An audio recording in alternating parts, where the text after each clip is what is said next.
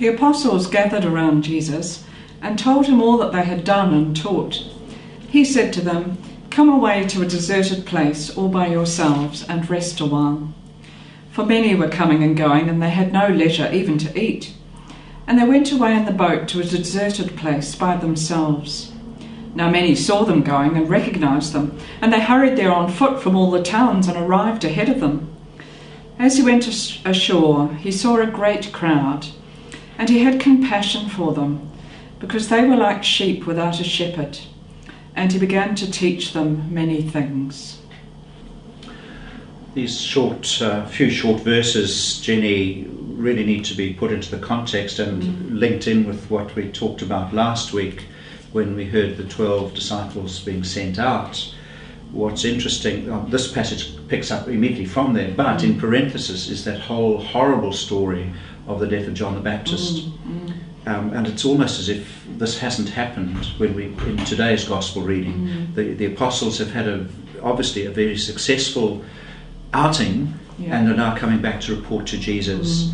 And this is now where he says, well, let's go away, let's go and have a holiday. It's almost like he recognises them. They're probably on some sort of high, sure. And yet we've also got this John the Baptist story, so it's almost like perhaps they've pushed down the grief or the anxiety about that, and Jesus is actually saying, well, now is actually a time when we need to go away and process some of that stuff.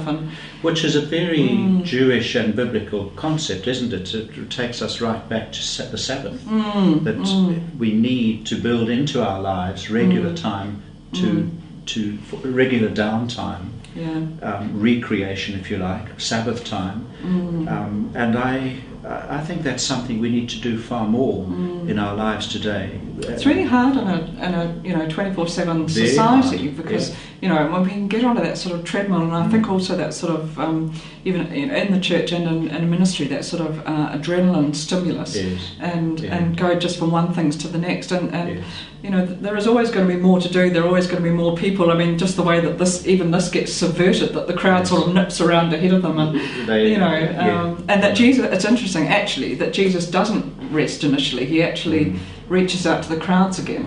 Yeah. He does, which is pretty extraordinary. I mean, but I wonder if we should just stick with the Sabbath and this idea of going away for a little bit, and invite people who are listening to think about their own lives. And how do we build in Sabbath time, whether that's every seventh day or whether it's a time during each day or once a month. Time actually for yourself and to be with God. I remember somebody once said, one sort of wise quips, that God gave us 2 ears and only 1 mouth, and therefore we should do twice as much listening as speaking.